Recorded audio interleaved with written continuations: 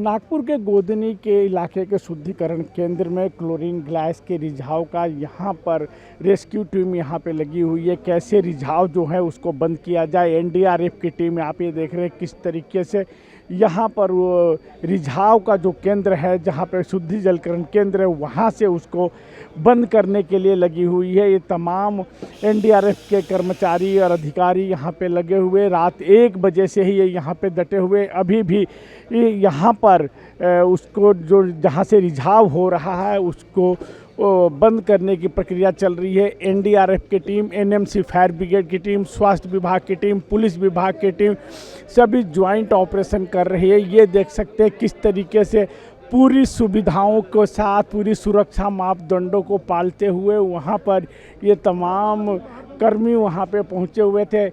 दादा भी क्या स्थिति है, क्या स्थिति है अभी वहाँ स्थिति? आप अंदर से आ रहे हो, क्या स्थिति है? स्थिति अभी नॉर्मल है, जैसा कोई टेंशन लेने की बात नहीं है, अभी कंट्रोल में। क्या किया आप लोगों ने, कैसे रिझाव को कंट्रोल किया? रिझाव देखिए, जो रात में 12 बजे से हो रहा था, हमें यहाँ खबर मिली 1 बजे तकरीबन हमारी टीम यहाँ पर आई, तब से हम रेस्क्यू ऑपरेशन कर रहे हैं। तो अभी वहाँ की स्थिति, जो लीकेज था, जो उसका सिलेंडर जो बड़ा वाला लीकेज था, उसको हमने वहाँ से दूसरी जगह पर शिफ्ट कर दिया। जो वाटर टैंक है उसके अंदर डाल के उसको अभी डिस्पोज कर रहे हैं। तो किस तरीके से उसको डिस्पोज किया गया, कैसे किया गया, क्या प्रक्रिया होती है इसकी? वो जो रिसाव हो रहा था बाहर, उससे बाहर ज़्यादा लोगों को तकलीफ हो रही थी, जिसके चक्कर में 40 से 50 लोग अभी हॉस्पिटल में एडमिट है। तो उसको अभी वाटर टैंक के अंदर उसको दूसरे प्लेस पे डाला गया, उसके अंदर उसका रिसाव खत्म हो गया। अभी वहाँ स्थिति ठीक है? अभी स्थिति नॉर्मल है।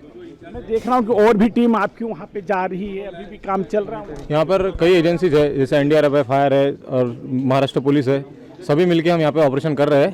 तो अभी जिस प्रकार से अभी वहाँ पे हमको जो रिसाव है उसका मॉनिटरिंग करना होगी, क्या अभी यहाँ हो रहा है या नहीं हो रहा है। तो हमारे इक्विपमेंट्स हम एक बार और करेंगे, उसके बाद में आगे की स्थिति बताएगी।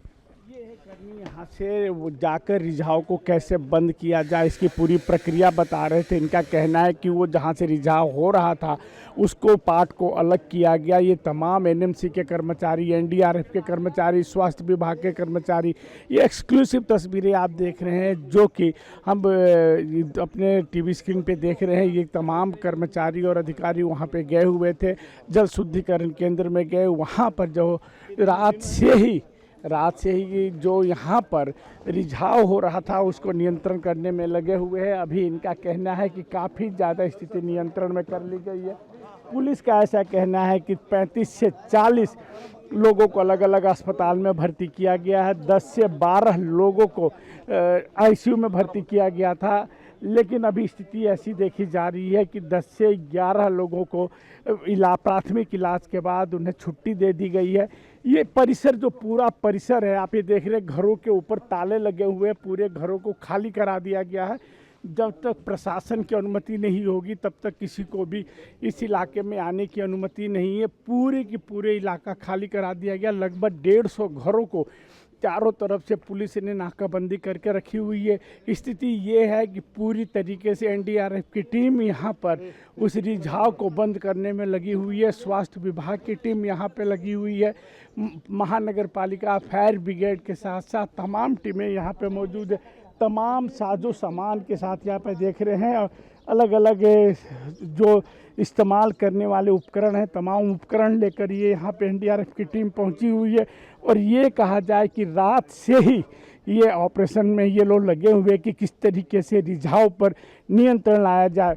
अभी जो जानकारी सामने आ रही है कि 35 से 40 लोगों को सांस लेने में तकलीफ हुई, अलग अलग अस्पताल में इलाज के लिए गए। और अहम एक और जानकारी, 4 से 5 लोग आईसीयू में भर्ती है, 10 से 12 लोगों को अस्पताल से इलाज से छुट्टी दे दी गई है और पूरे लगभग 150 घरों को खाली करा दिया गया है। एनडीआरएफ की टीम के साथ साथ ओसीडब्ल्यू, एनएमसी की टीम, फायर ब्रिगेड की टीम, पुलिस की टीम, स्वास्थ्य विभाग की टीम यहाँ पर जो रिझाव हो रहा है गैस का उसको नियंत्रण करने में लगी हुई है। इस वक्त हमारे साथ एनडीआरएफ के अधिकारी ब्रजेश जी हैं। ब्रजेश जी, क्या किस प्रकार की सूचना मिली, कितने बजे आप लोगों ने इसको ऑपरेशन शुरू किया? देखिए, एनडीआरएफ को ये 2:25 पे सूचना मिली। 2:45 पे हम घटनास्थल पे के लिए निकल चुके थे। तो ऐसी परिस्थिति में जब हम यहाँ पे पहुँचने के बाद यहाँ पूरा अफरा तफरी का माहौल था। हमने तुरंत जो हमारे फायर के OCW के भी टीम पहुंच चुकी थी, साथ ही साथ DIS की टीमें, पुलिस की टीमें, सभी लोगों ने मिलके यहाँ पे ऑपरेशन को चलाया। शुरुआत में हम लोगों ने उस टोनर को जिसमें से क्लोरीन निकल रही थी उसको सील करने का प्रयास किया, लेकिन वो सील नहीं हो पा रहा था क्योंकि उसका जो वाल्व था वो पूरी तरीके से ख़राब हो चुका था। ऐसी परिस्थिति में दूसरा विकल्प जो उससे 10 फीट दूरी पे एक ट्रेंच का बनाया गया था, ये ऑलरेडी सभी जगह बनाया जाता है सुरक्षा के दृष्टिकोण से, उसमें उस टोनर को हम लोगों ने डालकर उसके ऊपर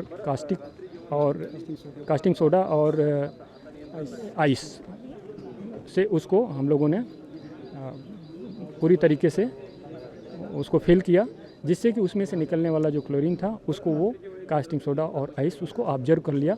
बाहर की वातावरण में उस गैस का कोई प्रभाव नहीं होने लगा। इस इलाके में लोगों को खाली कराया गया? हाँ, इस इलाके में लगभग 300 मीटर हवा के सापेक्ष लोगों को खाली करा लिया जा चुका है। अभी आप देख सकते हैं इन सारी बिल्डिंगों में कोई भी सिविलियंस नहीं है, सभी लोग यहाँ से सेफ इलाके में जा चुके हैं। क्या खतरनाक था ये ज़्यादा? जी, ये चूँकि चोकिंग एजेंट है, ये सांस लेने में घुटन महसूस होगा और ज़्यादा मात्रा में यदि इसका हम अवशोषित करते हैं तो ऐसी परिस्थिति में हो सकता है कि हम बेहोश हो जाएं, हमारी आंखों में जलन हो, और बहुत ज़्यादा है तो फिर आपका जो लंग्स है वो भी चोक हो सकता है। एनडीआरएफ की टीम ने कितने समय के लिए इसको मानव रहित कर दिया है? अभी फ़िलहाल 2 दिन तो यहाँ पे किसी भी प्रकार की कोई गतिविधि ना हो तो ज़्यादा बेहतर है। कितने एनडीआरएफ के कर्मी क्यों आप लोगों को कितना समय लगा? आपको लग रहा है कि बहुत ज़्यादा समय लगा? जी, चूँकि ये एक लंबा प्रोसेस है, ये ऐसा नहीं है कि हम तत्काल गए और तुरंत कार्रवाई कर दी, नहीं। इसके लिए हमें कई संसाधन चाहिए। साथ साथ हमारे जो रेस्क्यूअर अंदर जाएंगे उनको high respiratory and high skin protection का जो सूट होता है उसकी भी तैयारियां, ये सब तैयारियां करते करते ये हम लोगों ने जो इसको सफल बनाया है 4 फेज़ में किए हैं। शुरुआत में हम लोगों ने 4 फेज़ में इसको पूरा किया।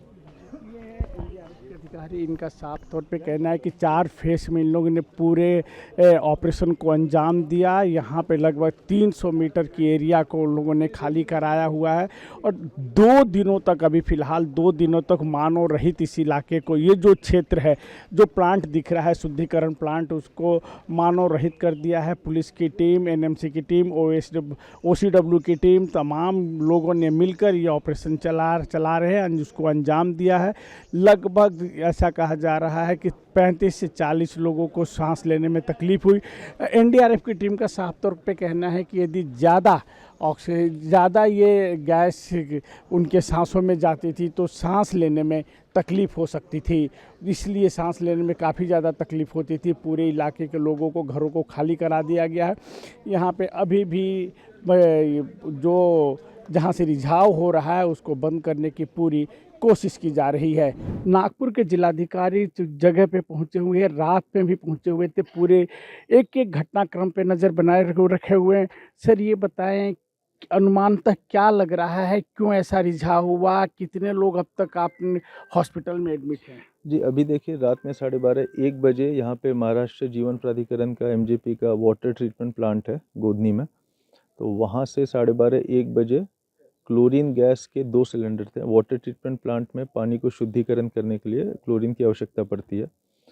उसमें से जो रिजर्व गैस सिलेंडर था उससे कुछ लीकेज होने लगा। 900 kg का सिलेंडर था और वो जो गैस है वो हवा में फैलते फैलते आसपास जो घर हैं जो सामने दिख रहे हैं उनमें वो जाने लगा। लोगों को तकलीफ हुई, लोग अपना बाहर निकलने लगे। उस समय वहाँ पे जो पुलिस थी, पुलिस प्रशासन भी पहुँची, SDM जो थे वो भी पहुँचे, NDRF की टीम को तुरंत सूचित किया गया, वो भी यहाँ पे आए और पहले जो सिलेंडर से लीकेज हो रहा था उसको आइस वाटर कॉस्टिक सोडा में डाल के उन्होंने पहले वो लीकेज बंद किया। अभी Mayo hospital, max hospital, synergy hospital, ये 4-5 जो स्पर्श हॉस्पिटल, इसमें लोग एडमिट हैं। उसमें से 7-8 लोग जो हैं वो ICU में हैं। मैक्स हॉस्पिटल में 3 लोग हैं, उन तीनों को अभी जस्ट मैं मिल के आया हूँ। वो नॉन इन्वेसिव वेंटिलेशन पे हैं। नॉन इन्वेसिव वेंटिलेशन पे उनका जो SpO2 है वो 97-98 मेंटेन हो रहा है। जो सामने जो घर है उसी के वो 3 लोग हैं जो बिल्कुल WTP वाटर ट्रीटमेंट प्लांट के सामने है। मेयो हॉस्पिटल में 4 लोग हैं, 2 आपके अडल्ट हैं और 2 बच्चे हैं। जो भी हैं वो लोग हाई फ्लो ऑक्सीजन मीटर पे हैं और नॉन इन्वेसिव वेंटिलेशन पे हैं। 3 लोगों का 97-98 ऑक्सीजन लेवल है, एक जो है उनका 88 पे है। सो क्लोरीन जो गैस है वो धीरे धीरे ब्लड स्ट्रीम में थोड़े थोड़े देर पे रिलीज़ होती है।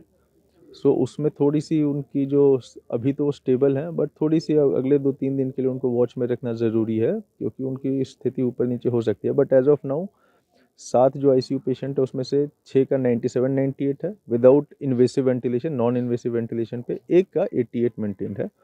सारे जो डॉक्टर्स हैं उनसे मेरी पर्सनली बात हुई है, उनको भी हमने बोला है, मेरा अपना खुद का नंबर दिया कि आपका कुछ भी इनका वाइटल्स ऊपर नीचे होता है, आपको कहीं शिफ्ट करने की ज़रूरत अगर लगती है कि कंडीशन वर्सन हो रहा है, तो यू प्लीज़ टेल मी, हम लोग तुरंत आगे का अरेंजमेंट उनका करेंगे।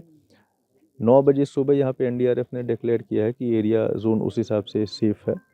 सो यहाँ पे अभी हमारा यही सबको रिक्वेस्ट रहेगा कि थोड़ा शाम तक आप लोग और रुक जाएं, उसके बाद आई थिंक घर आने में कोई इशू नहीं है। बट आज के दिन हम लोग थोड़ी परिस्थिति पर नज़र बनाए रखते हैं।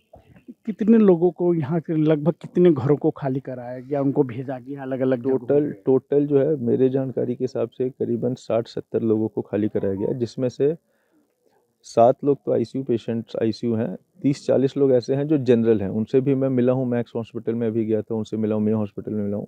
उनकी परिस्थिति ऐसी है कि वो बिल्कुल बिस्तर पे बैठ के बात कर रहे हैं, कोई ये नहीं है। उनको हमने यही सलाह दिया कि आप डॉक्टर के हिसाब से ही डिस्चार्ज आप होइए, बट दे आर बिल्कुल नॉर्मल है। क्या कोई जांच कमेटी गठित की है, कितने दिनों में रिपोर्ट मांगी है, क्या इसकी जानकारी मुख्यमंत्री तक गई है? नहीं, माननीय मुख्यमंत्री साहब को, माननीय पालक मंत्री साहब को इसकी जानकारी है, सुबह उनसे बात भी हुई है मेरी। और अभी हम लोग इसमें डिस्ट्रिक्ट डिज़ास्टर मैनेजमेंट अथॉरिटी का चेयरमैन कलेक्टर होता है, तो अभी एक समिति गठित करके सबसे पहले ये थोड़ा समझ लेंगे कि एग्जैक्टली क्यों हुआ है ना, वो जानना ज़रूरी है। क्योंकि जो सिलेंडर था, जैसे मैंने बताया, 2 सिलेंडर थे 900 किलो के, उसमें से एक सिलेंडर रिजर्व सिलेंडर था जिससे लीकेज हुआ है, वो यूज़ नहीं हो रहा था। तो कहीं ना कहीं उसमें कुछ तकनीकी खराबी होगी, हो सकता है कोई कोरोजन हुआ हो। वो समिति, टेक्निकल कमेटी बैठ के ही मुझे अहवाल सादर करेगी। उनको 3 दिन का हम लोग टाइम दे रहे हैं। 3 दिन में एक बार अहवाल आने के बाद फिर पता चलेगा क्या किसी की उसमें गलती है, नहीं है। और गलती है तो 100% उसमें कार्रवाई होगी।